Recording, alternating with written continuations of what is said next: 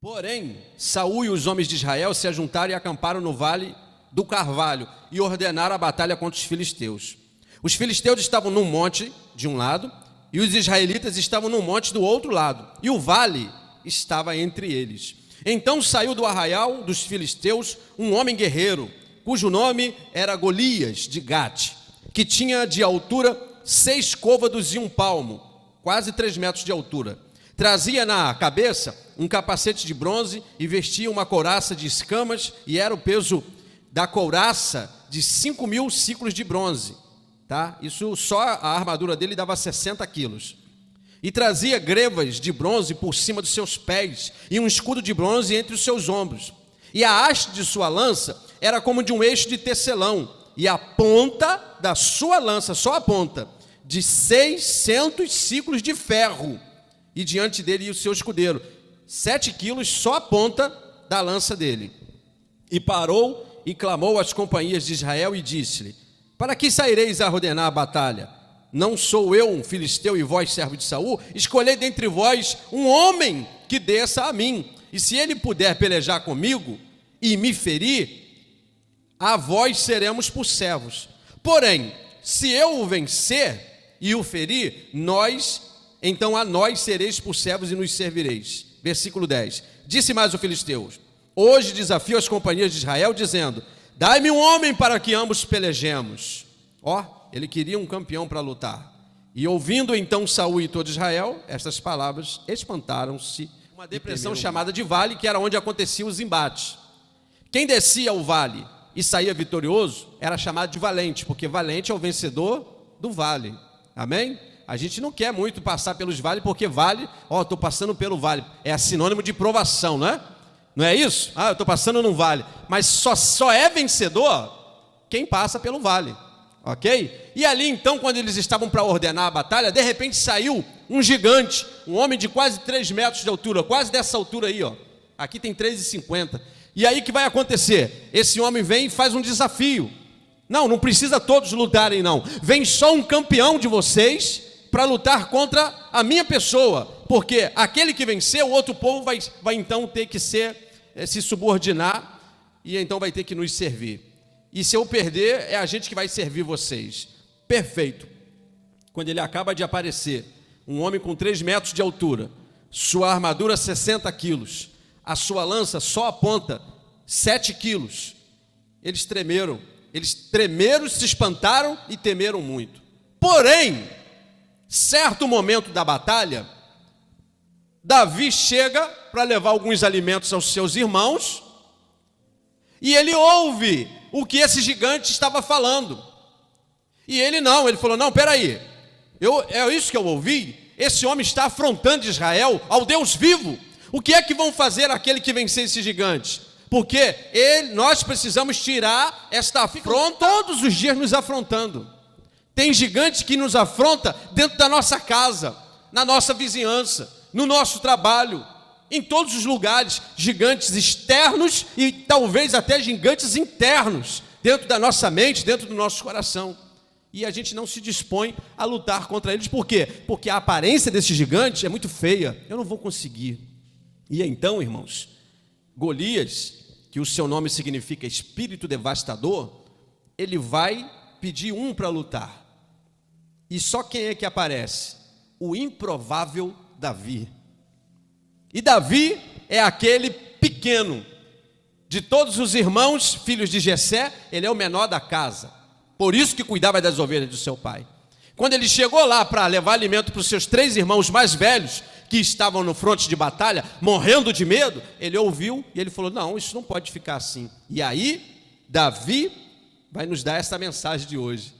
Ele vai nos mostrar 5 atitudes só. 5 atitudes de um verdadeiro campeão. Não desfaleça o coração de ninguém por causa dele.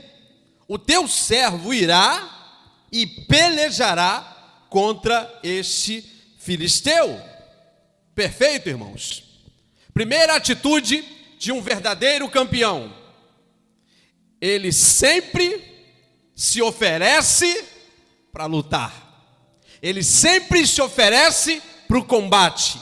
E oferecer-se aqui significa apresentar-se, estar disponível. Então o texto do versículo 32 está nos dizendo que quando Davi vai a Saul, ele não está querendo aparecer, ele não está querendo glória, ele não está querendo reconhecimento, ele só está querendo o seguinte: eu estou dizendo para você, meu rei, se precisa de alguém para lutar contra esse gigante, eis-me aqui, eu estou disponível.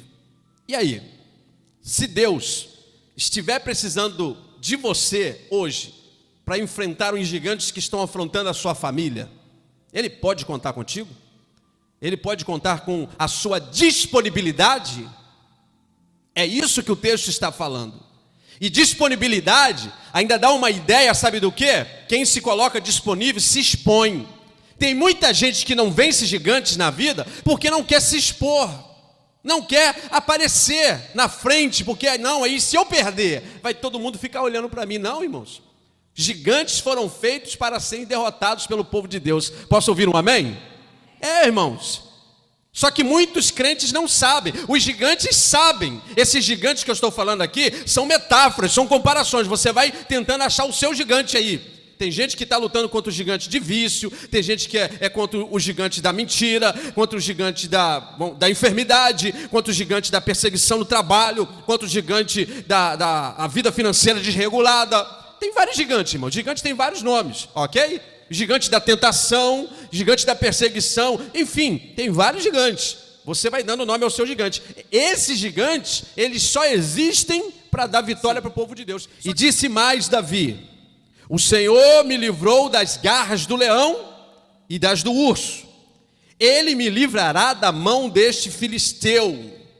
Então disse Saul a Davi: vai, e o Senhor seja contigo. Antes de falar dessa, só ainda terminando o que eu comecei a falar, quando o pequeno Davi se disponibilizou, o próprio rei Saul falou assim, não, meu filho, você não vai conseguir lutar contra esse gigante. Você é pequeno, ele é grande.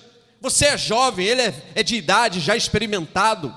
Ele é um guerreiro, você é um pastor de ovelhas.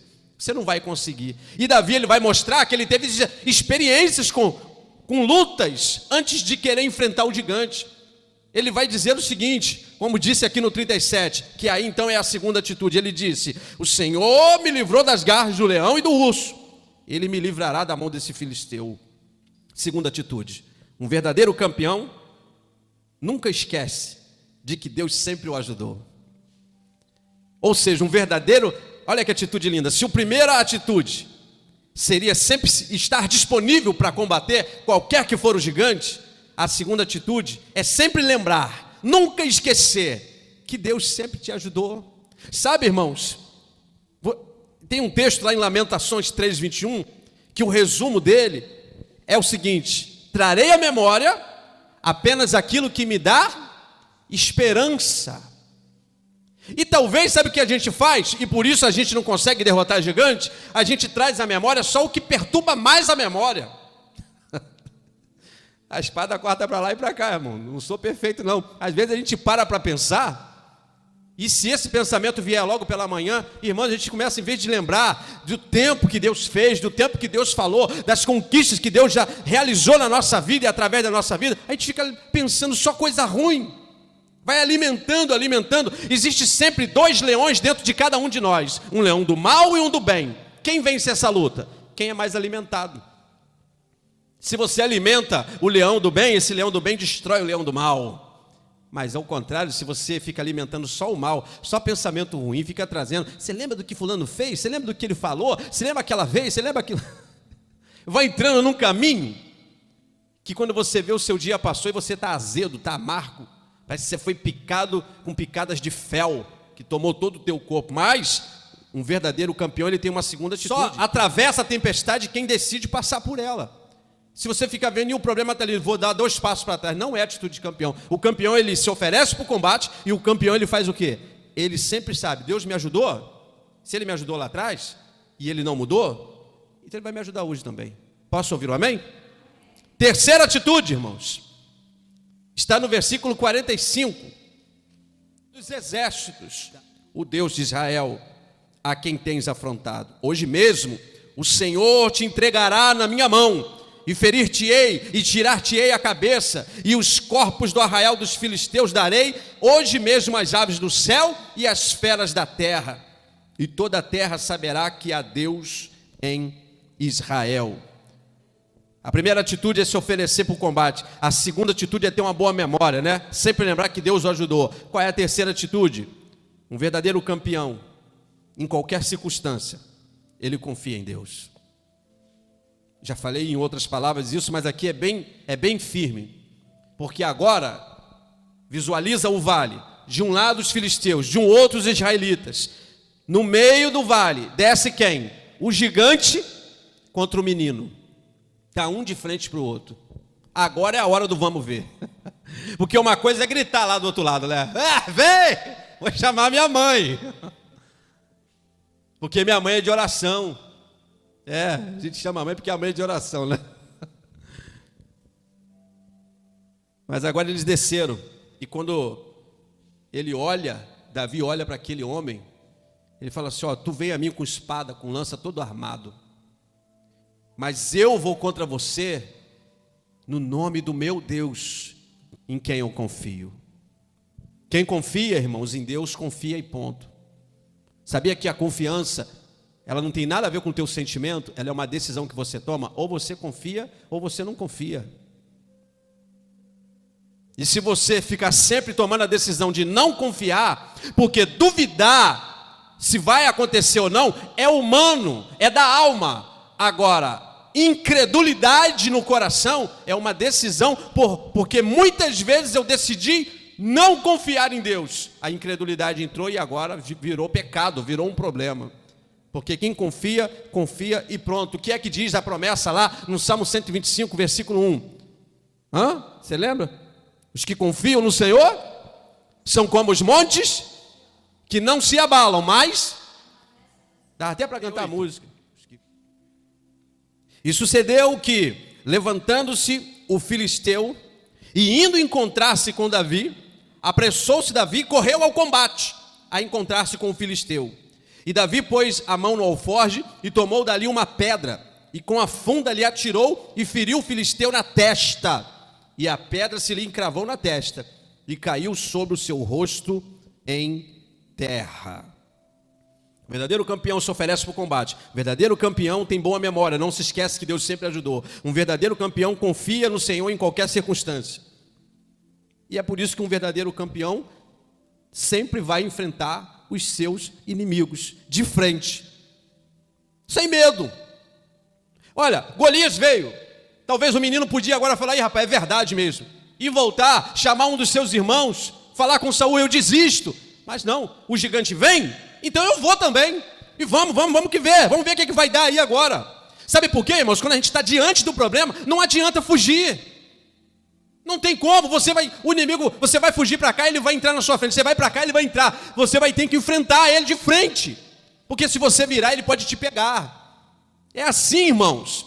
Inimigo, a gente enfrenta de frente. Mas olha o tamanho dele. Ele era um homem zarrão, bruto, fortemente armado. E Davi, um garoto franzino, com um alforje, com pedra, irmãos. 5 seixos do ribeiro, com pedra que ele pegou e uma funda para jogar. Mas a funda era uma arma também muito interessante, porque quem tinha habilidade conseguia jogar uma pedra a 125 quilômetros. Então, batendo, realmente ia matar o gigante. Não importa qual arma que ele estava usando. Ele falou lá no início o seguinte: você vem a mim contra espada, lança, escudo, mas eu vou em nome do Senhor. Aquela pedra, irmãos, ela ganhou força celestial e cravou na testa. Sabe por quê? Porque ele não correu do combate, ele enfrentou de frente. Sabe que tem gigante que a gente não resolve? Porque a gente não para e fala assim, peraí, qual é o gigante que está me desafiando mesmo? Peraí, é esse? Então, senta aí, gigante. Hoje a gente vai resolver essa situação. Aí tem um monte de gigante que separa a gente de amigos, de família, porque a gente não para resolver. Porque às vezes o gigante é a falta de um perdão, de uma reconciliação. É ou não é? É verdade, irmãos. Vamos para a quinta. A quinta atitude. Se o que você tem na mão, você apresentar para Deus, você vai ter que lançar. Você só vai ver se funciona se você lançar. E o nome disso é fé. Quinta atitude de um verdadeiro campeão. Versículos 50 e 51. Assim Davi prevaleceu contra o filisteu com uma funda e com uma pedra. e feriu o filisteu e o matou, sem que Davi tivesse uma espada na mão. Por isso, correu Davi, pôs-se em pé sobre o filisteu, e tomou a sua espada, e tirou-a da bainha, e o matou, e cortou-lhe a cabeça. Vendo então os filisteus que o seu herói era morto, fugiram. Um verdadeiro campeão se oferece para o combate. Um verdadeiro campeão se lembra que Deus o ajudou. Um verdadeiro campeão confia no Senhor em qualquer circunstância. Um verdadeiro campeão enfrenta todos os seus inimigos. E um verdadeiro campeão, quinta atitude, depois de vencer, ele confirma a vitória. Lembre que Deus nunca deixou de te ajudar. Confie no Senhor independente da circunstância. Enfrente os seus inimigos de frente. E depois que você derrubar o inimigo, confirme a tua vitória. Golias era grande, Davi era pequeno. Golias era experimentado, Davi era um jovem. Golias era um mercenário, matador, recebia dinheiro para matar. Davi cuidava das ovelhas do seu pai, servia os seus irmãos, era o menor da casa, mas Deus o exaltou. E Davi vai vencer essa batalha com uma pedra. E essa pedra tem dois significados. Essa pedra é a palavra e essa pedra é Cristo. E se você abre em Apocalipse 19, você vai ver que a palavra é Cristo. Então o resumo é que sem Cristo a gente não consegue vitória sobre gigante nenhum. Eu espero que esta palavra possa ter falado no teu coração e não ter apenas te segurado aqui por 30 minutos para ouvir esse trecho das Escrituras,